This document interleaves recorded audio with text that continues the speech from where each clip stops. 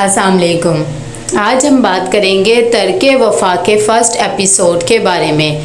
तो वीडियो शुरू करने से पहले हमारे चैनल को सब्सक्राइब कर लीजिए अगर अभी तक आपने नहीं किया, ताकि हमारी हर न्यू वीडियो आप तक पहुंच सके। यहाँ पर मरियम फ़ौरन उठती है और अपनी दादी के लिए केक लेके जाने के लिए तैयार हो जाती है। इतनी देर में जब वो बाहर जाती है तो रिक्शे वाले को कहती है कि प्लीज़ मुझे वो साथ ही बेकरी तक ले जाए, मुझे ज़रा जल्दी है तो वापस भी ले आना। दूसरी तरफ अनम सिप्ते को फ़ोन करती है और वो भी उसी बेकरी से कुकीज़ और बिस्किट्स वगैरह मंगवाती है और कहती है कि सजीला आपी को भी बहुत पसंद है। ये बात सुनकर सिप्ते कहता है कि अच्छा ठीक है, मैं लेता आऊँगा और कुछ भी चाहिए तो मुझे बता दो। दूसरी तरफ मरियम यहाँ पर स्टोर पर पहुँच जाती है और वो कहती है कि मैंने आपको केक का ऑर्डर दिया था, प्लीज़ आप मुझे मेरा केक दे दें। इतनी देर में सिप्ते भी वहाँ पर आता है।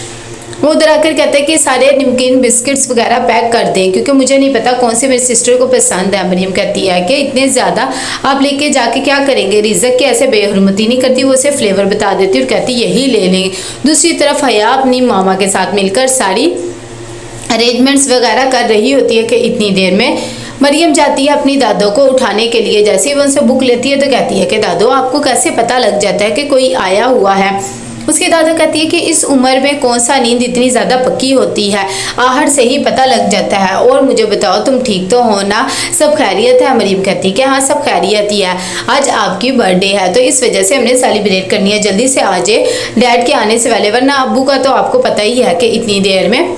मरियम अपनी दादों को बाहर लेकर आती है। वो ये सारा अरेंजमेंट देखकर हैरान रह जाती है और कहती है इसकी क्या ज़रूरत है। हया भी अपनी दादों को बर्थडे विश करती है और कहती है कि ज़रूरत क्यों नहीं है, ये सब चीज़ें तो ज़िंदगी के साथ साथ ही चलती। कि इतनी देर में नजीब भी आ जाता है और कहता है कि क्या ज़रूरत है फजूल खर्चियों की, लेकिन खैर अपनी माँ की वजह से खामोश हो जाता है।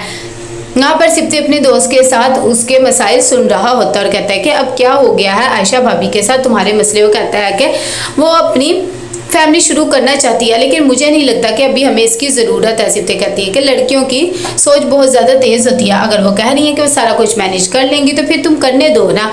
यहाँ पर सिप्ते घर पहुँचता है तो अनिला परेशान सी होती है और कहती है कि मैंने तुम्हारे लिए सब कुछ अरेंजमेंट करके रखा है। सिप्ते कहता है कि आपको किसने क्या, आप खुद काम का इतना ज़्यादा स्टाफ तो है ना। अनिला कहती है कि हाँ स्टाफ तो बहुत ज़्यादा है अल्हम्दुलिल्लाह, उसकी तो कोई बात नहीं, लेकिन मैं चाहती हूँ कि मैं सारा काम अपने हाथ से तुम्हारे लिए करूँ। साथ ही वो कहती है कि अनम के रिश्ते वालों को बुला लूँ। सिप्ते कहता है कि हाँ हाँ बुला लो। जब वो उसका रूम देखते हैं और चीज़ें तो कहते हैं कि सब कुछ करती रहती है कि एकदम सिप्ते को मरियम की बात याद आ जाती है कि रिज़क को बिल्कुल भी ज़ाया नहीं करना चाहिए। दूसरी तरफ सजीला का यहाँ पर शोर बहुत ज़्यादा गुस्से में तर कहता है कि तुम्हारा भाई क्या ज़रा सी चीज़ें भेज देता है, तुम जाकर उससे अपना हिस्सा क्यों नहीं मांग लेती ताकि मैं भी कोई बिजनेस स्टार्ट कर सकूं। सजीला कहती कितनी दफ़ा तो पैसे लेकर आई हूँ और वैसे भी तुम कुछ नहीं कर सकती, और देखो तुम्हें ये सब कुछ खुद करना पड़ेगा, मैं कुछ भी नहीं कर सकती। यहाँ पर मरियम आती है और आकर अपने दादों को कहती है कि ये करेले का जूस पी ले, ये आपके लिए बहुत ज़्यादा अच्छा रहेगा, आपके ब्लड प्रेशर के लिए। उसकी दादों मना करती हैं तो वो कहती है कि प्लीज़ आपको पता नहीं है इतना भी कड़वा नहीं है, इससे ज़्यादा कड़वे तो हमारे आसपास के लोग हैं और आप क्यों परेशान हो रही हैं। जब ये बात उसकी दादा सुनती हैं तो कहती है कि अच्छा ठीक है, तुम किसकी बात कर रही हो, अपनी खाला की या अपनी माँ की। वो दोनों हंसने लग जाती है। दूसरी तरफ अनिला आती है और अनम को कहती है कि सिर्फ रिश्तेदार तुम्हें देखने आ रहे हैं, तुम तो ऐसे तैयारी कर रही हो कि। इतनी देर में ये बात अनम को अच्छी नहीं लगती और कहती है कि मैं तो इसलिए कहती थी कि आप भी टाइम से अपनी शादी करवा लेती तो आज आप भी अपने घर की होती, आपको भी इन सब चीज़ों का पता होता, और प्लीज़ अब हमें ये सब कुछ ना बताने लग जाना कि आपने हमारे लिए क्या किया है। अनिला भी इमोशनल हो जाती है और कहती है कि हाँ मैं भी शादी कर लेती और ख़ुद गर्ज बन जाती है, तुम लोगों के बारे में ना सोचती, मैंने अपनी सारी ज़िंदगी गंवा दी, लेकिन देखो आज तुम लोग मुझे ये कह रहे हो कि। इतनी देर में यहाँ पर मरियम भी अपनी सेटिंग वगैरह कर रही होती है घर की, क्योंकि उसको भी आज रिश्ते वाले देखने आ रहे होते हैं, लेकिन वो बिल्कुल भी खुश नहीं होती है। यहाँ कहती है कि आप तो एक जनरल स्टोर की मालकिन बन के रह जाएंगी, लड़का देख लो कैसा है, मुझे तो समझ नहीं आ रहा आपने हाँ ही क्यों की। मरियम कहती है कि वो आ रहे हैं तो आने दो, और वैसे भी ये सब चीज़ें तुम्हें सोचने की ज़रूरत नहीं है, सब ठीक हो जाएगा। दूसरी तरफ सिप्ते यहाँ पर अपने कारोबार में बहुत ज़्यादा सीरियस होता है और लॉयल भी, उसे बिल्कुल भी ईमानदारी पसंद नहीं, गैर ईमानदारी पसंद नहीं होती, वो ईमानदारी से ही काम करता है। ज़ारा परेशान होती है जब उसे उसके वालिद बताते हैं कि तुम्हारे भाई सफदर को हार्ट अटैक हुआ और हम यहाँ पर रिश्ता देखने नहीं आ सकते। वो बहुत परेशान हो जाती है और फ़ौरन नजीब को बताती है और कहती है कि आज तो रिश्ते वाले भी आ रहे थे और वो लोग तो आ ही नहीं सकते, अब क्या करें। कितनी देर में वहाँ पर उसकी अम्मा बोलती हैं कि मुझे तो पहले ये रिश्ता पसंद नहीं था, अब देख लो रिश्ता अभी हुआ नहीं है, कितनी बड़ी मुश्किल आ गई है, तुम बस मना कर दो। ये बात सुनकर ज़ारा भी खामोश हो जाती है और कहती है कि अच्छा ठीक है, रिश्ता नहीं हो रहा तो ना हो, लेकिन मैं मरियम को हरगिज़ इजाज़त नहीं दूंगी काम करने की। नजीब कहता है कि अच्छा ठीक है, फ़िलहाल तो तुम, मेरे ख्याल से हमें वहाँ जाना चाहिए और इन चीज़ों के बारे में नहीं सोचना चाहिए। हया बहुत ज़्यादा खुश होती है, वो ये खुशखबरी आकर मरियम को देती कि अब आपका रिश्ता नहीं हो रहा है क्योंकि सफदर मामू को हार्ट अटैक हो गया है। यहाँ पर अनीला आती है और देखती है कि ये सब कुछ क्या हो रहा है। कहती है कि तुम्हारे रिश्ते वाले अगर तुम्हारा कमरा आके देख ले तो वो हरगिज़ रिश्ता नहीं करेंगे, फ़ौरन मना कर देंगे, क्या हुलिया बना के रखा हुआ है।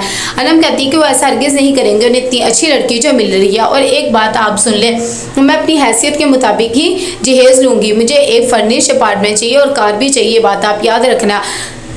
अनीला कहती है कि तुम्हें सिर्फ भाई की ये सब चीज़ें ही नज़र आती हैं, वो सब कोई तुम्हें दे देगा तो खुद क्या रखेगा। कि इतनी देर में सब बहुत ज़्यादा खुश होते हैं। हया कहती है कि चलो शुक्र है रिश्ता तो टला है। मरियम कहती है कि ऐसा नहीं कहते हैं कि इतनी देर में। हया कहती है कि आप ही को तो फ़ौरन ये बात कर लेनी चाहिए थी कि मैंने जॉब करनी है। अम्मी को लगे हाथ ये भी बता देती कि इतनी देर में। मरियम कहती है कि अभी मेरे पास कोई जॉब की शॉर्टी वगैरह नहीं थी, मैं कैसे उन्हें कह सकती थी कि मैंने जॉब करनी है। जब कोई अपॉइंटमेंट लेटर आ जाएगा तो मैं सब कुछ कर लूँगी। कि इतनी देर में उसकी दादी कहती है कि ये अपनी माँ के मिजाज को बहुत अच्छे से समझ गई है, इसीलिए उसे हैंडल भी कर लेती है। दूसरी तरफ यहाँ पर मरियम चली जाती है सप्ते के ही ऑफिस। उसे नहीं पता होता क्योंकि वहाँ पर उसका डिज़ाइन जो है सिलेक्ट हो जाता है। जैसे उसके कैबिन में जाती है उसे देखकर हैरान हो जाती है और कहती है कि ये आपका ऑफिस है। सप्ते कहता है कि क्यों, आप लोगों को कहीं और जाना था तो आप जा सकती। कहती कि नहीं मुझे यहीं जाना था। जब वो उसका डिज़ाइन वगैरह देखता है तो कहता है कि बहुत ही अच्छा है। साथ ही उसके बारे में कुछ सवालात वगैरह करते हैं और कहता है कि आपकी शादी तो नहीं हुई, क्योंकि हम देख सकते हैं आप कितना वर्ड लोग उठा सकती हैं। मरियम कहती है कि नहीं मेरी शादी नहीं हुई है और ये मेरा पैशन था, इसीलिए मैंने यही सिलेक्ट किया है प्रोफेशन। ये सब देखकर उसे बहुत ज़्यादा इंप्रेस हो जाता है और कहता है कि चले ठीक है, आप कब से ज्वाइन कर सकती। तो कहती है कि 1-2 दिन में बता दूंगी। तो कैसा लगा आपको एपिसोड, लाइक शेयर करके लाजमी देगा। अल्लाह हाफिज़।